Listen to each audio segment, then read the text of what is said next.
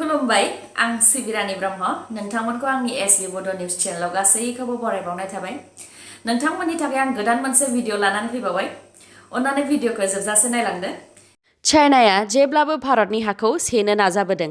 बे बाराव चाइनाया भारतनि अरुणाचल प्रदेशआव गं 101 नखर थानाय गामि गायसंदों। आमेरिकानि मोनसे प्राइभेट इमेजिं कम्पानि प्लेनेट लेब्सनि सेटेलाइटनि सावगारि बायदिब्ला भारत सिमानिफ्राय 4.5 किल'मिटार सिङाव गं 101 नखर थानाय गामि नुनो मोन्दों।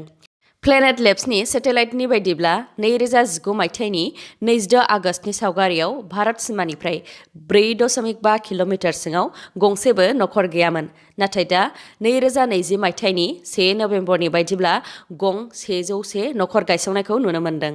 मख'नो गोनांदि चाइनाया गोदानै बानायनाय बे गामिया एलिसियाव थानाय आपार सुबनसिरि जिल्लानि टिसारिचु दैमानि जिङाव। बेजों लोगोसेनो थांनाय बोसोरनि सेप्तेम्बर दानाव अरुणाचल प्रदेशनि 5 सुबुंखौ चाइनानि आर्मिया बे जायगानिफ्रायनो लांखारदों एबा किडनेप खालामदोंमोन। खौरांनि बायदिब्ला बे जायगाया भारतनि, नाथाय 1959 मायथाइनिफ्रायनो चाइनानि कन्ट्रलाव दं। हाग्रानि मैदेर गाग्लोबनाय जाथाया दासान्दि जाफ्लेबाय थानाय जाथाय।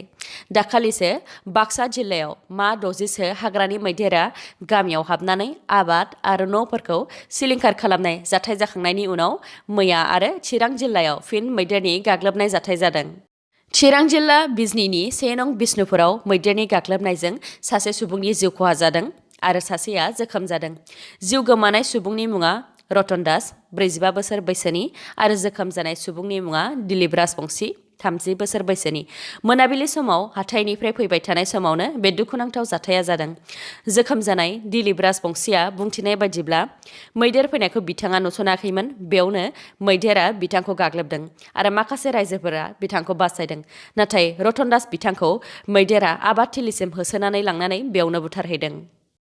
बिटिसि एबा बिटिआर ओनसोलाव बाला अन्थाइ बोखांनायखौ हाग्रा बिफाननि इएम बिआर फेरेंगा बिथाङा बन्द' खालामनानै दोन्दोंमोन। दा खामानिखौ मावफिननो बिथोन होफिनबाय।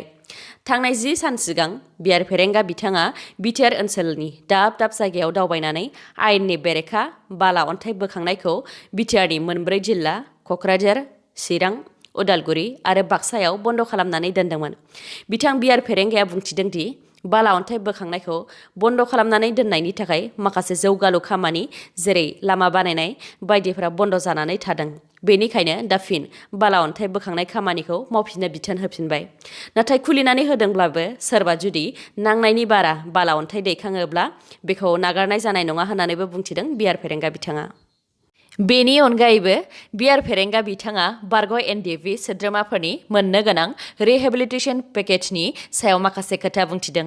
थांनाय साननैसो सिगां बिटिसिनि गाहाय प्रमद बर' बिथाङा बिटिआरनि एकर्ड बायदियै बारग' एनडिएफबि सोद्रोमाफोरनि मोननो गोनां रिहेबिलिटेसननि पेकेजखौ 20 अक्ट'आव मोननो हागौ होननानै बुंथिदोंमोन आरो आंबो खौराङाव फोसावदोंमोन।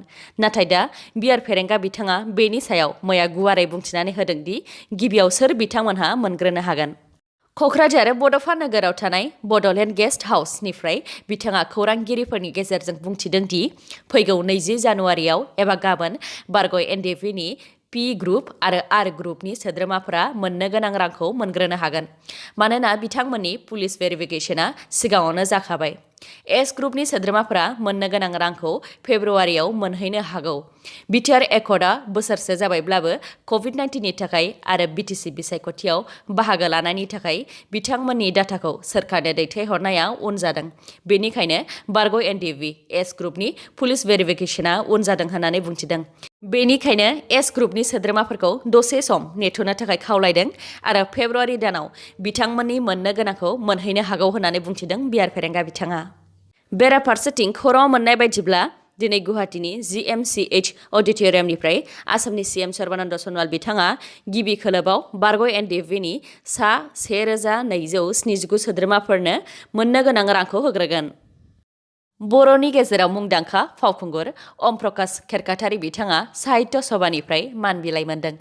बरपेटा रड साहित्य सभानिफ्राय बिथां अम प्रकाशआ हारिमु फोथाराव गोनांथार बिहोमा होनायनि थाखाय मान बिलाइ मोननो हादों।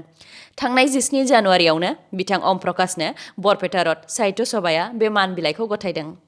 भिडिअखौ जोबजासिम नायलांदो लोगोसे नोंथाङा दासिमबो आंनि चेनेलखौ साबस्क्राइब खालामाखैबा अन्नानै साबस्क्राइब खालामदो लोगोसे बेल आइकनखौबो क्लिक खालामदो जाहाथे गोदान गोदान भिडिअ लानानै आं फैयोब्ला नोंथांनाव सिगांग्रो नटिफिकेसन सौहैयो।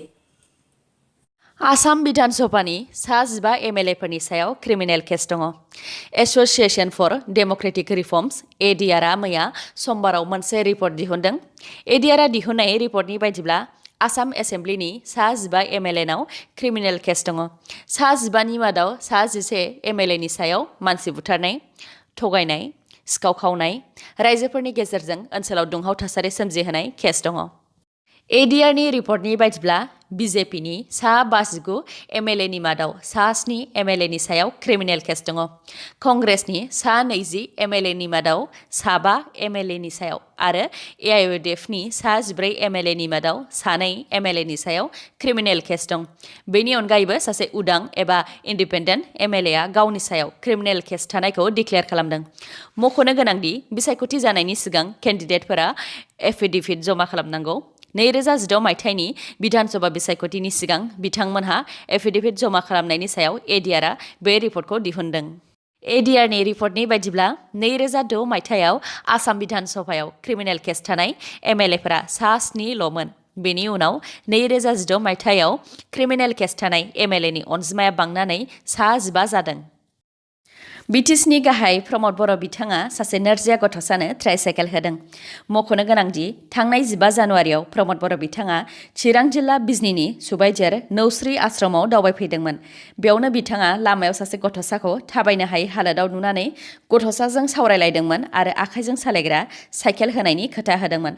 खोथा होनाय बायदियैनो बिटिसि सोरखारनिफ्राय गंसे आखाइजों सालायग्रा साइकेलखौ सामथाइबारि नेहरू बाजाराव गथ'सानि न'आव गथायहैदों। बेजों लोगोसेनो आसामनि मिनिस्टार रिहन दैमारि बिथाङा गं 30 पावार टिलार आरो माइ गायग्रा मेसिन राननानै होदों। पाब्लिक हेल्थ इन्जिनियारिं आरो पाब्लिक एन्टारप्राइज मिनिस्टार रिहन दैमारि बिथाङा उदालगुरि जिल्लानि सिङाव थानाय काहिबारि फिल्डनिफ्राय गं 30 पावार टिलार आरो माइ गायग्रा मेसिनखौ बेनिफिसियारिफोरनो राननानै होदों। दासान्दि भारतनि दाब दाब रायजोफोराव बार्ड फ्लु जानायनि थाखाय गोबां रायजोफोरावनो गुबुन रायजोनिफ्राय दाउ लाबोनायखौ बन्द' खालामनानै दोनदों।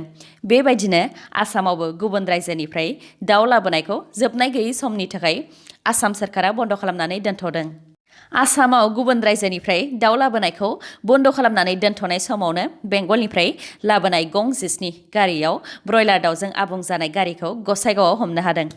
खौरांनि बायदिब्ला गं 19 गारियाव बे दाउ ब्रयलारफोरखौ बेंगलनि कचबिहार आरो आलिपुर जिल्लानिफ्राय आसामनि नलबारि, रङिया, बरपेटा आरो गुबुन गुबुन जिल्लाफोराव लांनो नागिरदोंमोन।